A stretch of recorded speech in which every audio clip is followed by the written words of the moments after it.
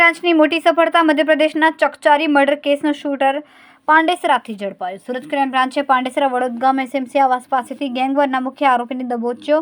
મધ્યપ્રદેશના દેવાસમાં થયેલી સામસામે ફાયરિંગ અને હત્યાના ગુનામાં છેલ્લા કેટલાક દિવસોથી ફરાર આરોપી હતો. ઝડપાયેલા આરોપી રાહુલ ઉર્ફ શૂટર અગાઉ પણ આર્મ્સ એક્ટ સહિતના ગંભીર ગુનાઓમાં સંડોવાયેલ હોવાનો ખુલાસો થયો છે.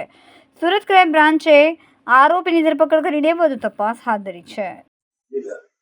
સુરત શહેર ક્રાઇમ બ્રાન્ચના ઉપરી અધિકારીઓ દ્વારા અસામાજિક તત્વોને દિવસ દરમિયાનની પાંડેસરા વિસ્તારની અંદર કોમ્બિંગ રાખવામાં આવેલી હતી.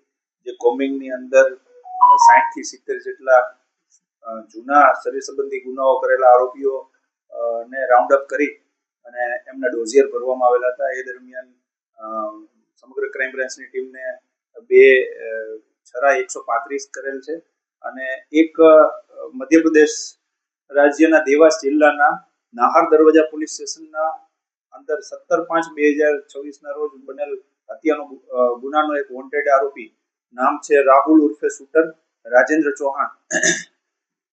તે આરોપી મળી આવેલ છે અને એ આરોપીને પકડી અને મધ્યપ્રદેશ પોલીસને સોંપવામાં આવેલ છે. એ બનાવમાં એક 2 ગેંગો છે, રિતિક વિકાસ સિયોટે, મોનો સિયોટે, વરુણ બાલી, બિપિન બાલી અને સિદ્ધાર્થ ગટ્ટુ અને પકડાઈ જનાર રાહુલ ઉર્ફે શૂટર રાજેન્દ્ર ચૌહાણ.